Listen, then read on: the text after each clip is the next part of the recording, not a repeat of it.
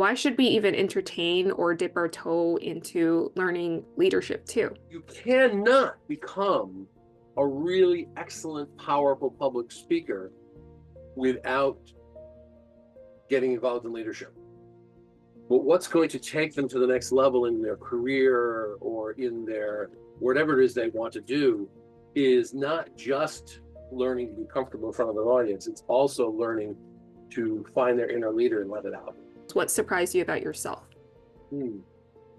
I will admit that I have an intuition about dealing with conflict. But ultimately, after I do all that work, I have to let it go. Kyle, how has Toastmasters changed your life? Oh. I feel like you're also supporting the statement of leaders are not born, but they're made. That's the way Toastmasters teaches. We teach experientially. You get in, you get your hands dirty, maybe you do a good job, maybe you do a mediocre job, but you learn. And you come back and do it again and do it better. Toast and Tea, where we have all the tea, tips, and stories, here to inspire you. Hosted by Little Norway's Toastmasters. Hi, everybody. Welcome to the podcast Toast and Tea. I'm your host for today's episode. My name is Shantia Crowley. We are talking about leadership and learning leadership today. My guest led technical projects professionally for 9 years, where he put out fires and rescued projects that were drowning. Within Toastmasters, he played every leadership role available between Club Sergeant-at-Arms and District Director. Last August, he received a Presidential Citation for his service to Toastmasters districts around the world.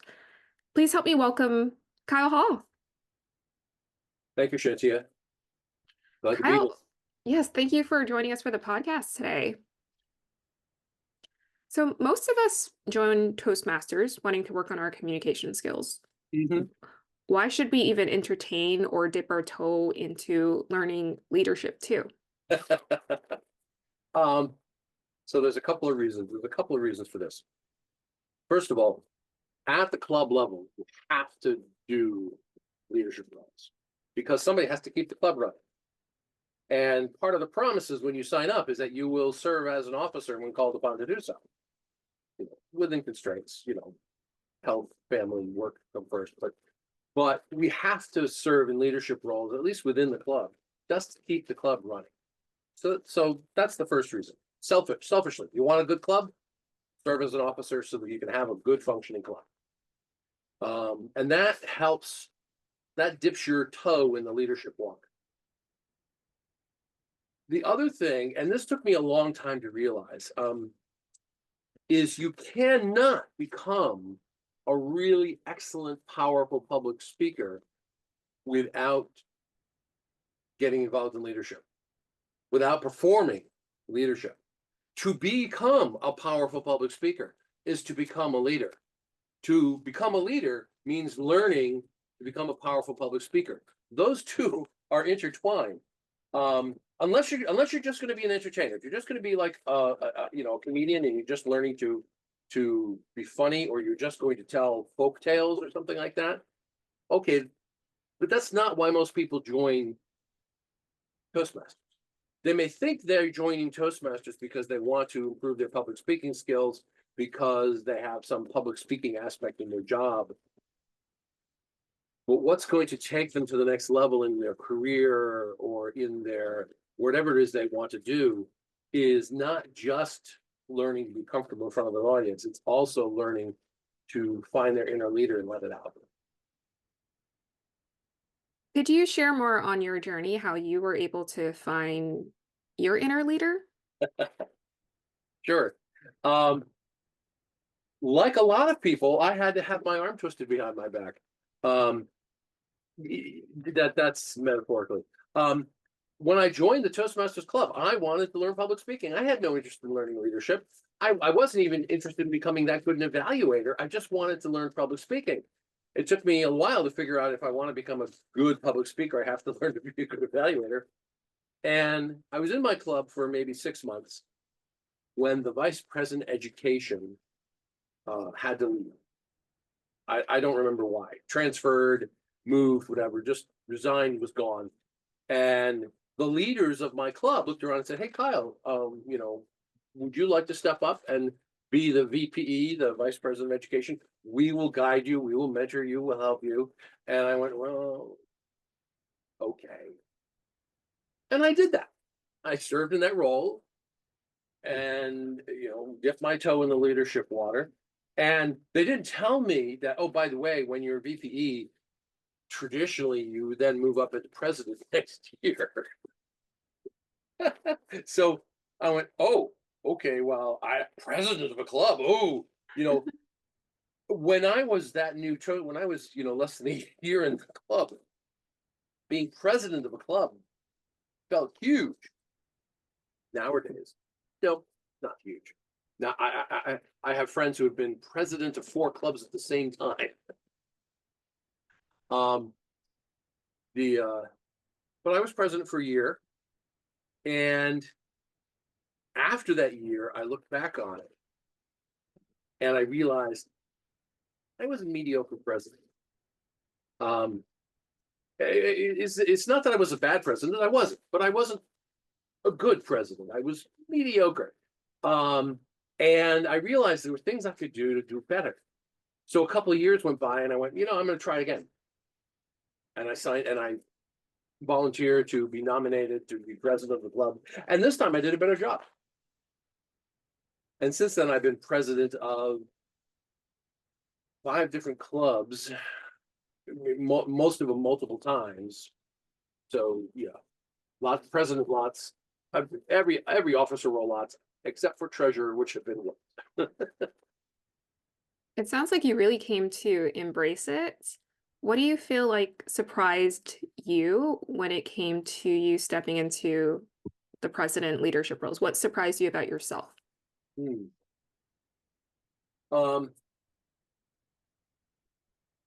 I will admit that I have an intuition about dealing with conflict or conflict issues. I don't want to say conflict like people fighting, conflict issues. And I don't think everybody has this, but I surprised myself by, and this happened in my professional life as well as here. I surprised myself by this situation comes up, and one of the things is I stay calm. As a matter of fact, I've been told that I'm the calm in the middle of the storm. When I was working professionally and one of the projects was on fire, I stay calm because there's no point in me getting upset and running around, because then nothing will get done. Somebody has to stay calm, look at what's going on, and figure out a path through. So I stay calm, and I'm always looking for the path through the problem that gives everybody their dignity. So for instance, if it is a conflict between 2 people, one of the things you do is like, okay, let's separate these 2 people. Let's find out what's going on. And we're never pointing fingers. We're never like, oh, you're to blame and you're right and you're wrong. No, it's like, let's find out what the issue is. And the issue is almost always one of training or misunderstanding or miscommunication or something like that. And usually when you correct the underlying issue, the problem goes away. Yeah, sounds like you were truly putting out a fire, facing that challenge. What is an example of a challenge, like some of the biggest challenges you've had to face in your leadership roles beyond helping to basically become a counselor to other people and make sure everyone gets along and works together and harmonizes? So, I actually talked about this in Humorous speech. One of the biggest projects I took on, a large Northwest aerospace company that I won't name, had a project that had stalled. And they didn't understand why it had stalled, but it wasn't moving forward. And they needed it to move forward because this was just before Y2K. And this was one of those systems, technical systems, was not going to survive Y2K. Come January 1, it was going to break because of arcane date systems. So we needed to get in and fix that. And I'm not going to talk about the technical aspects of it. I was brought in and asked to get the project moving. Okay. Well, I grabbed the project documentation and looked at it, but I also went out and I started talking to people who are in the various project teams. What's going on? Why do you think it's not working? And I started to hear different stories. I started to hear, it's like, wait a minute, you think that's the priority, you think that's the priority. And I looked at it. It took me maybe a week of talking to people to figure out what I thought the problem was. It took me another 3 weeks to get on the calendar, to get a meeting with the 2 executive leaders for this project. So a month in, I finally get in the same room with these 2 people, and I'm like, okay, this is the project scope, and as written down. We're gonna, moving from this to this. So is that correct? They both went, yes. Does this involve project improvement? Does this involve process improvement? And one said no, and the other said yes. And they looked at each other. And I went, that's the problem. Because these guys were second level managers with, dozens or hundreds of people under them, and they were giving different instructions to the people. One was saying, no process improvement, just move. The other one's like, hey, while we're doing this, let's make things work better. Anyway, that just a simple using the exact same language to say different things is one of the things we run into in real life. My wife and I do that sometimes. We use the exact same words, mean different things, and conflict starts. And you can get upset about it, or you can go, wait a minute, let's talk about what you mean by that. Sounds like, yeah, it sounds like you tapped into the key in terms of learning how to communicate effectively with other people is being compassionate to understanding that other people have different viewpoints. Mm-hmm. We don't all see it the same way. One of the other learnings I had, I think a lot of people have a misconception. They have a misconception about what it means to be a leader. Mm. A lot of people, maybe not everybody, but a lot of people think to be a leader means to be in charge. Mm-hmm. I get to tell everybody what to do. Most of the time, that's not the case. Now, I have met project managers who used to work in a military environment, and they get to tell everybody what to do. Fine, that's the military. Out in the real world, even if you're managing people who are employees, if you try to bully them and push your weight around, they'll just walk. They can go find a job somewhere else. And in Toastmasters, where everyone's a volunteer, you don't get to tell people what to do. You'll have to learn to manage people like they're volunteers. And that means talking to them, engaging with them, listening to them, helping them find the thing that they want to do, that's a fit for them, as opposed to taking somebody and shoehorning them into what you want them to do. Real leadership in today's world is as much an art as a craft, and it is not about telling people what to do. From the sound of it, it involves a lot of humility. Like you're having to, again, you're not bossing people around. You're here to be of service to them, of service to the people who you are working with. Hopefully people in Toastmasters have heard the phrase servant leader or servant leadership. Mm-hmm. There are some books on the subject and whatnot, but what Toastmasters teaches is servant leadership. We don't normally call it that, but that's what it is. Because when somebody asks you to step up and become the VPE of the club, they're asking you to be of service to the club, to perform this function so the club can function. When they ask you to be the president, they're asking you to perform this function of leading the other officers so the club can function. You're there to be of service to the club. You're not there to remake the club in my image. As far as how leadership roles are ran in Toastmasters and how you learn about them, Sure. How does Toastmasters prepare you? How does it train you? What has worked well for you in terms of you actually learning how to be good at your job or Okay, your role? so every let's take the beginning roles. Most I was my first officer role was VPE. Most people don't start at VPE because the three most complex roles within the club are vice president of PR, vice president of education, and president. Most people start at Sgt-at-Arms or treasurer or secretary or something like that. But anyway, go to officer training. Even if you've been an officer before, even if you've been that officer before, go to officer training. Toastmasters offers in the summer and in the winter. Go to both.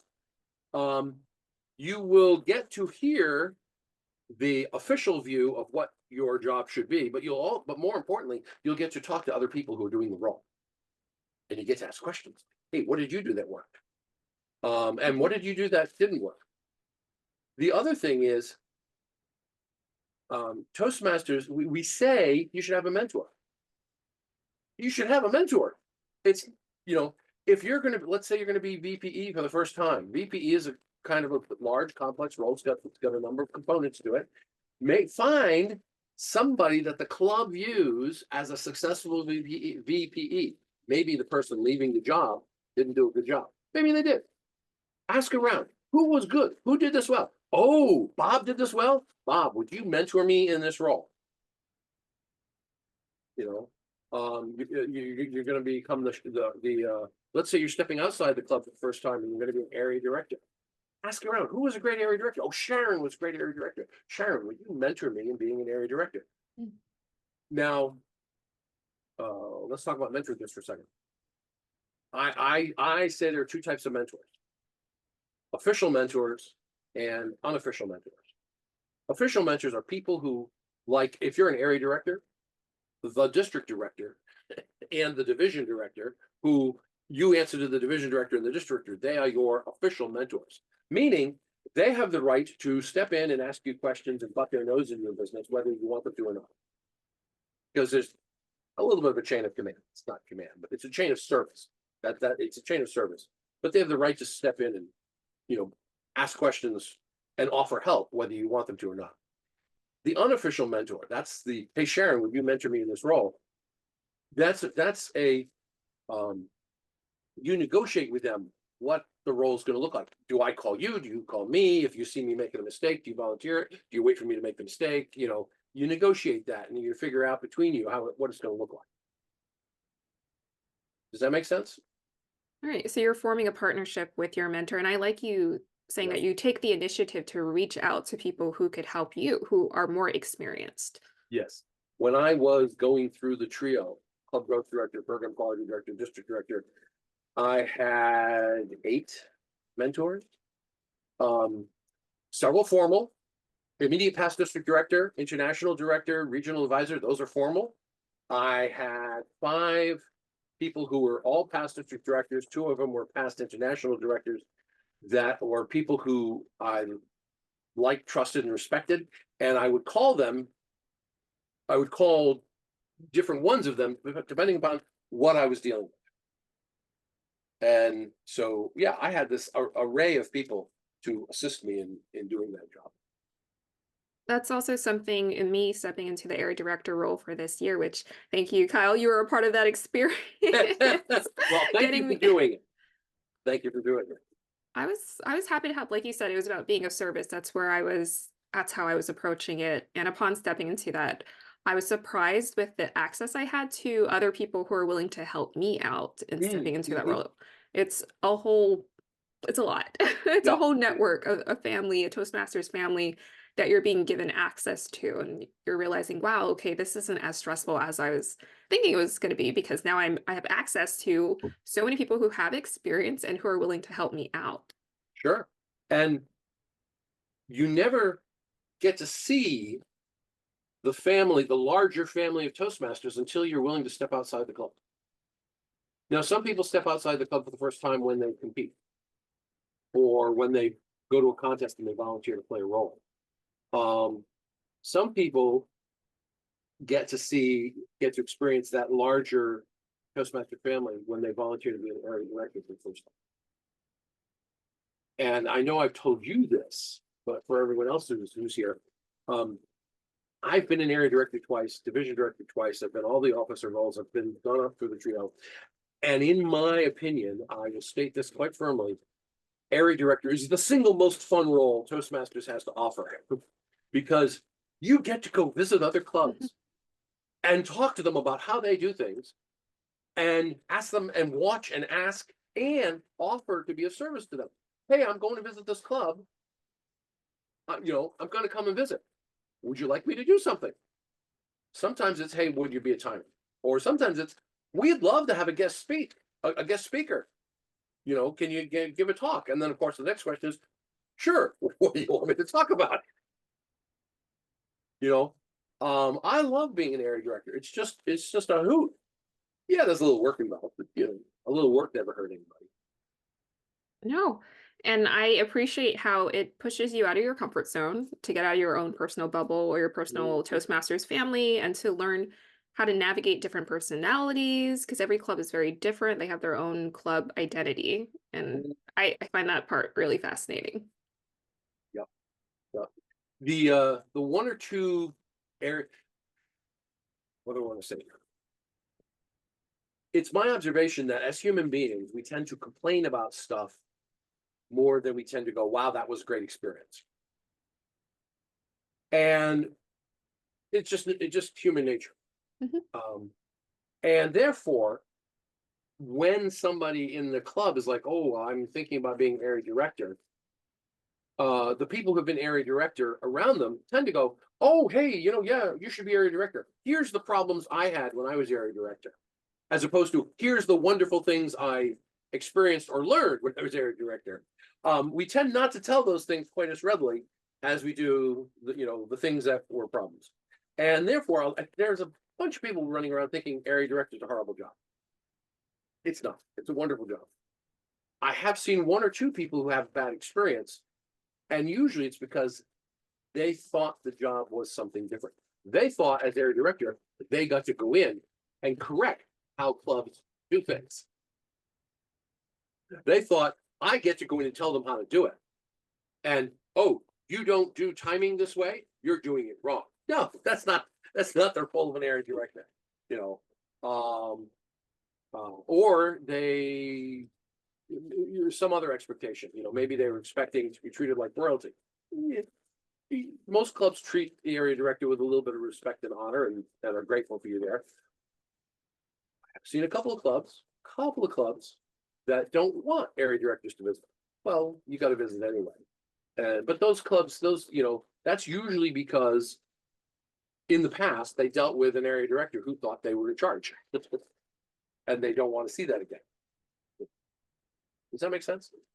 That makes perfect sense.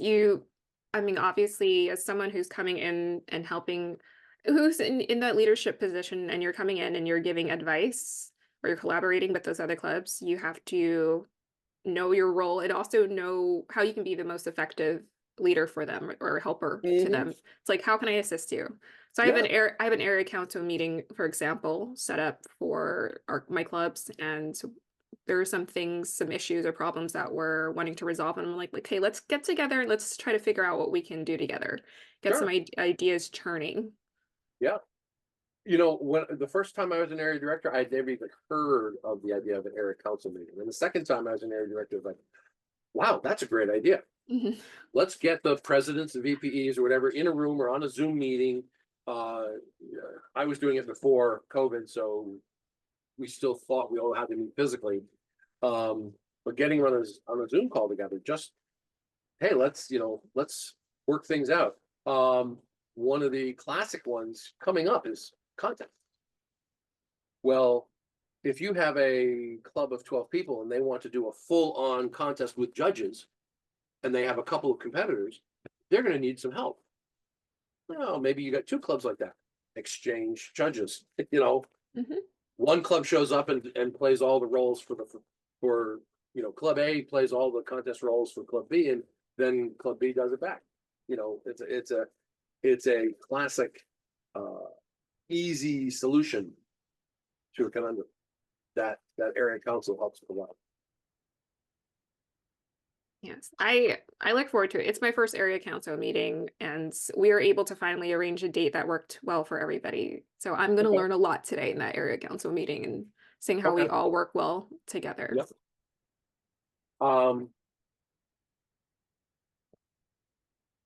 Can I give you one observation that I learned from this process? Because I had my area council meeting, and one of the questions I asked is, would you guys like guest speakers in your club? And everyone, oh yeah, we love to have a guest speaker. And I said, well, VPEs, if you want a guest speaker, how about reaching out to Club A, Club B, Club C, and letting the president know you're interested in a guest speaker, so that they can tell people and send people your way. And they all thought, yeah, that's a great idea. Nobody ever made it. Nobody. And I'm not sure what that is. Maybe they're just stuck in the rut of, getting their members in the speaking roles or whatnot. They all said they wanted guest speakers, but nobody was willing to make a phone call and ask. Yeah. I also have offered, I've offered some tips, and I've offered some other things that I've received from team leadership meetings that I've attended on the Tuesdays, and sometimes you don't get any responses. You don't get anyone. I'm like, okay, these are tools. These are resources for you guys to use.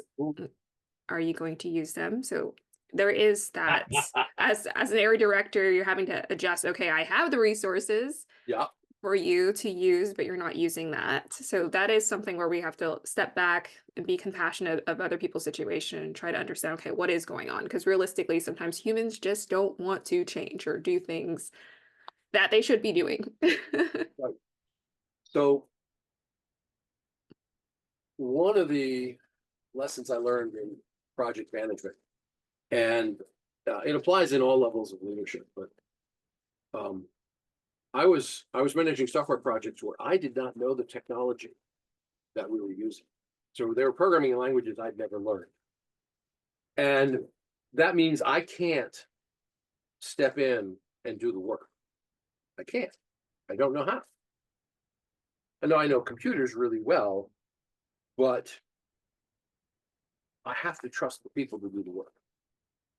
So I can do all this work around them to remove roadblocks and put in quality checks and plan and timelines and all that. I can do all this other work, but ultimately, after I do all that work, I have to let it go. Mm-hmm. And let go of the result, because I can't control it. I cannot control it. And that's a truth that applies not just in software project management, but in everything you do. You're the president of the club, and you ask a couple of members of your club to chair an open house. They put together the work, and they get the marketing materials out there, and they get a guest speaker in, and blah blah blah. Is it going to be a success? Is it going to be a failure? You're going to get new members? You don't know. You have to let go of the results. Now you can learn after the fact. After the fact, you can go, we didn't do that right, or we could do this better. Maybe we could follow up better. There's things you can learn from it and get better at it, but you cannot control the results, and you have to let it go. And that is very much part of the area director role. You can offer the service, you can offer to help, you can listen, but ultimately it's the club's choice what they're going to do. That is one of my mantras for myself. I like to let things go. That's what's been helping me. When I first joined Toastmasters, as someone who was getting feedback, that was the one thing I was dreading, was getting feedback from people, hearing them reflect back to me how I was speaking, because I was afraid of the criticism. I was afraid of, someone telling me all of these things that I'm doing wrong. And I had to learn how to let it go, because it was generally a positive experience, but I had to learn how to let go. Okay, I did it. I did the speech. It's done. I can't change it. I can't go back. And I have to just let it go and see how people responded to that. Yeah. And for me, where that really came into focus was when I was competing. because for me to compete effectively, I had to practice my speech and work on my speech and craft my speech. But on the day of the contest, part of my process of getting myself ready for the contest is to let go of winning. Take winning, put it up on the shelf, because being concerned about winning doesn't serve me. Oh, I want to be impressive. Take that, put it up on the shelf. Oh, I hope the speech is funny. I want to be funny. Take that, put it up on the shelf.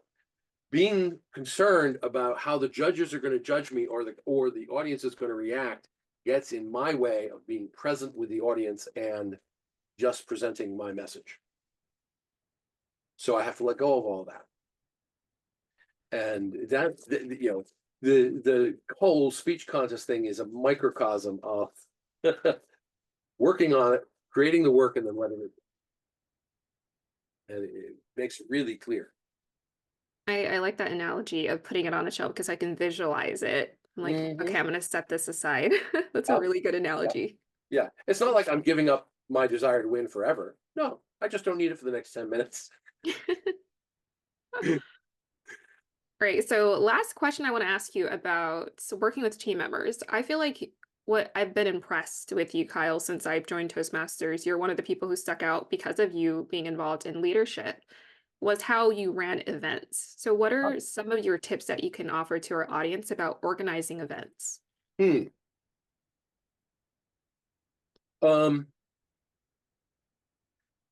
So my first tip is within your Toastmaster club, take the Toastmaster role and experiment with it. Try things.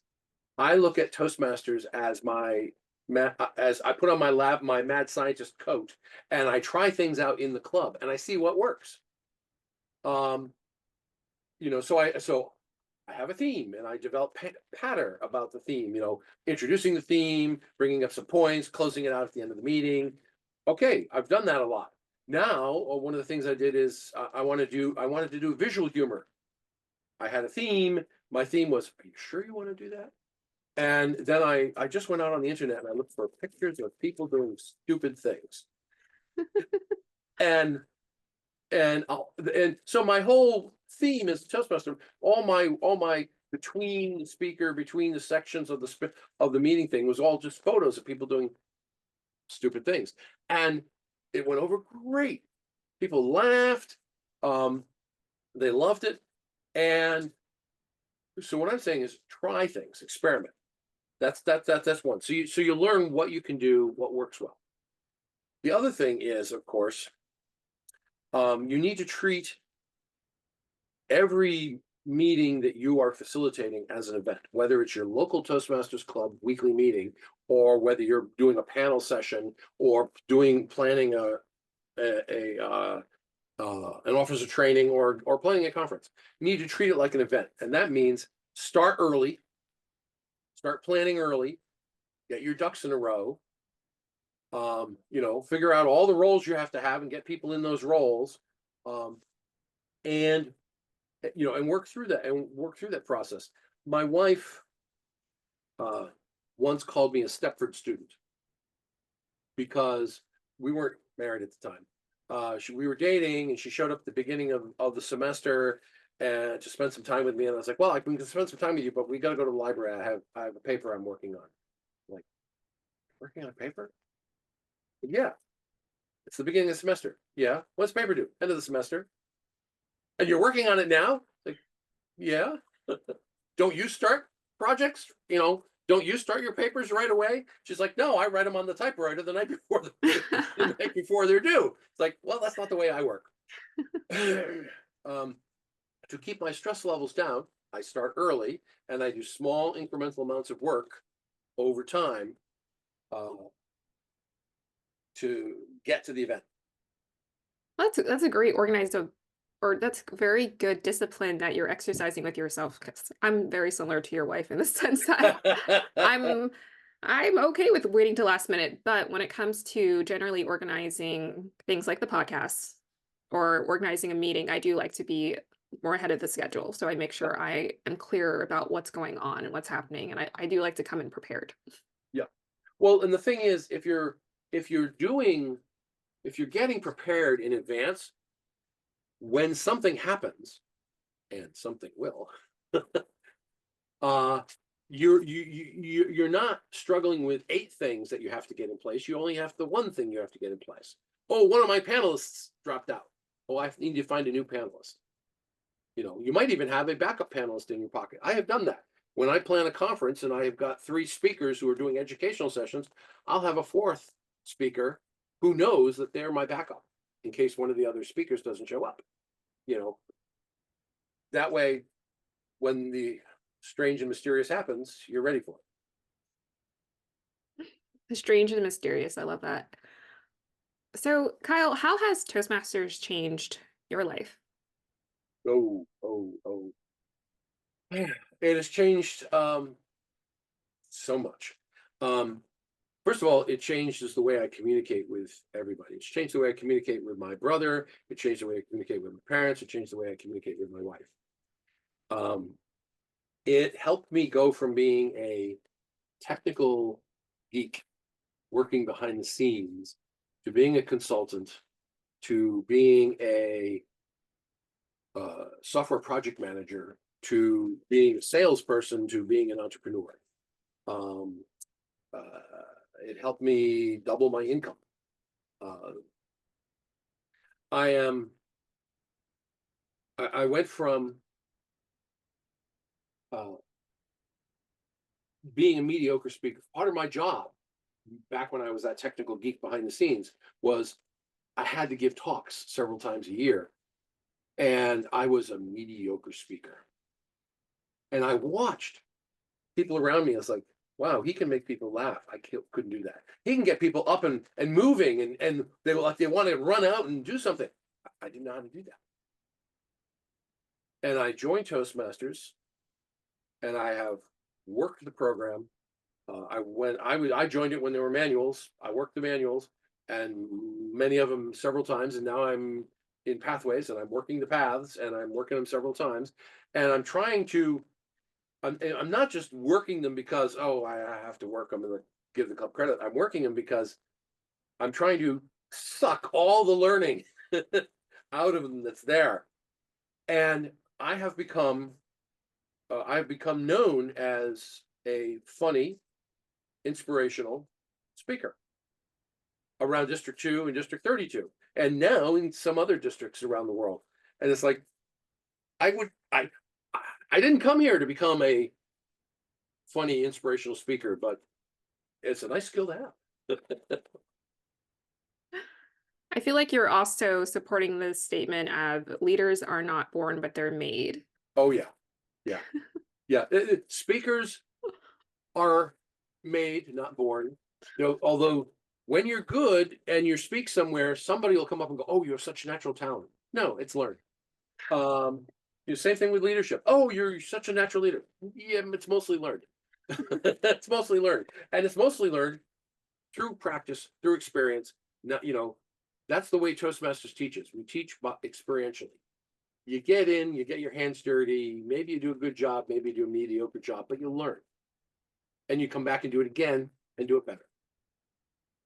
It also sounds like people are saying you're so good, you make it look natural. And that's what I get to some of my feedback for my speeches. People are like, "Oh, you're so good. You make it look natural." And I'm like, definitely not natural. It took lots of practice, lots of rehearsal. Yeah. You watch the Olympic gymnasts, and it's like, wow, that's they make it look so easy. Mm-hmm. It's not. Now, let's be clear. Learning public speaking, learning leadership, not hard skills. They're not complex. They're not hard. What stops most people is fear. Fear of public speaking, fear of stepping up and being a leader. And that fear magnifies the apparent difficulty of the skill. Public speaking, not difficult. Leadership, not difficult. It just takes patience, perseverance. But the benefit is, because that fear is there, when you get a little better at public speaking or a little better at leadership, your confidence goes up way out of proportion to the skill growth. your confidence that you can deal with anything going on in the world becomes so much bigger than so much bigger than it normally would if it weren't for that fear of public speaking or fear of leadership. I describe it this way: if you became good at basket weaving, you would have confidence in your ability to do basket weaving, but you probably would not have confidence in your ability to do a lot of other things. When you learn a little bit of public speaking and a little bit of leadership, and you get a little experience under your belt doing that, your confidence to deal with so many other things in life is so much greater. And that's why I think of public speaking and leadership, and I think of it as one skill. It's a meta skill because it helps you in so many other skills and so many places where, outside of public speaking and outside of leadership roles, it's still there helping you. I love that. I've never heard of that before. A meta skill. That's a great way to look at it. It does help to fork out into so many different areas of your life, and it's worked that way for me. It's very contagious. Like the learnings that you gain from it for me, it has absolutely spread out into all areas of my life. I think we're ready to close out this podcast. Okay. But Kyle, is there any final words that you'd like to offer to your audience? My rule of thumb, my relationship with fear. Most people, I think, when they run into something they're afraid of, they think, "Oh, that's a hot stove. I have to keep my hand away from it. That's a burning wall. I need to run away." My relationship with fear is different. When I'm walking my path, whatever that means, and I realize I'm afraid of something, and that's a compass pointing me to the thing I have to go do. Took me a while to learn that, but so I was asked to sign up to become a club growth director, and that's a big job. And I debated it and thought about it and talked to people about it and prayed about it and journaled about it and talked to my wife about it and ruminated on it for weeks. And then I was like, why am I taking so long to make this decision? And then I realized, oh, I'm afraid. I'm afraid of the work. I'm afraid I can't do it. I'm afraid. Oh, I'm afraid. Well, that means I have to go do it. And I went and put my name in and signed up and went up through the trio. When I discover I'm afraid of something, it's the pointer thing I have to go do. So, and then what I say to your listeners is, think about the thing that you're avoiding doing in Toastmasters, whether it's giving a particular speech, doing a particular exercise, taking on a different path, like humorous, engaging humor, or being club president, or stepping out of the club into area director. Think about it, and if you find yourself afraid of it, that's the thing you have to go do. That is some great final words for us to end the podcast on. Thank you, everyone, for joining us for this episode of Toast and Tea, and thank you, Kyle, for joining us. It was a pleasure. All right, everyone, have a beautiful day or evening. Bye.